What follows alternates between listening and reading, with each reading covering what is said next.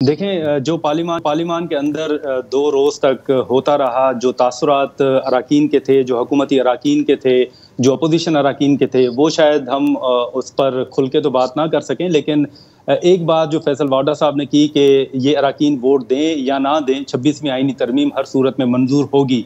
इस बात से मैं ज़रूर इत्तफ़ाक़ करता हूँ कि मौलाना साहब जो हैं, ये भी पार्लिमान के अंदर ही चेमगोइयाँ हुईं कि मौलाना साहब को ये कन्वे किया गया था कि उनके अराकीन भी हुकूमत के साथ हैं। अगर वो अपनी इसको बरकरार क़यादत को रखना चाहते हैं तो वो आकर वोट दें तो इसमें बेहतरी है। यही अख्तर मेंगल साहब को कन्वे किया गया था कि आपके 2 सेनेटर्स हमारे पास हैं, अगर आप वोट देना चाहें आ जाएँ खुद पार्लिमान में खड़े होके, तो ये आपके लिए बेहतर होगा।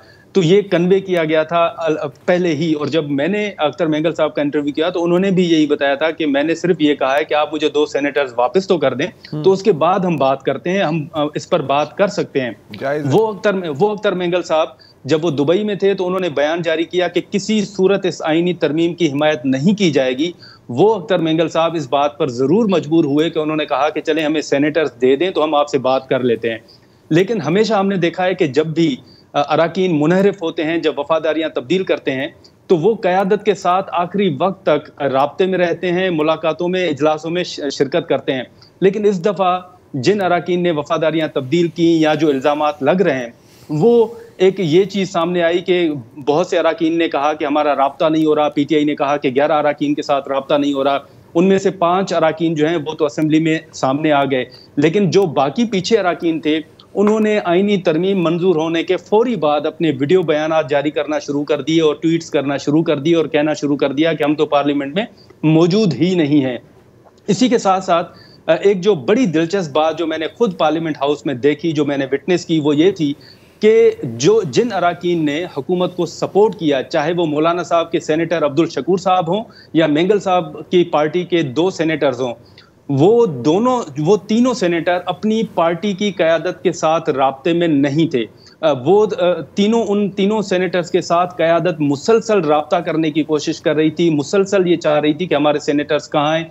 क़यादत को उन तीनों सेनेटर्स का इल्म नहीं था, लेकिन जो कोऑर्डिनेशन थी वो बहुत बेहतर थी। एक तो आपने फैसल वाडा साहब को सुन लिया, दूसरा जब ये तीनों सेनेटर्स पार्लियामेंट हाउस में दाखिल हो रहे थे तो क़यादत तो ला इल्म थी, लेकिन जो पार्लियामेंट हाउस की सिक्योरिटी थी उनको ये इल्म था कि अभी वो तीनों सेनेटर्स पार्लियामेंट हाउस में दाखिल होने वाले हैं और वो पार्लियामेंट हाउस की जो अपनी सिक्योरिटी है वो पार्किंग तक गई।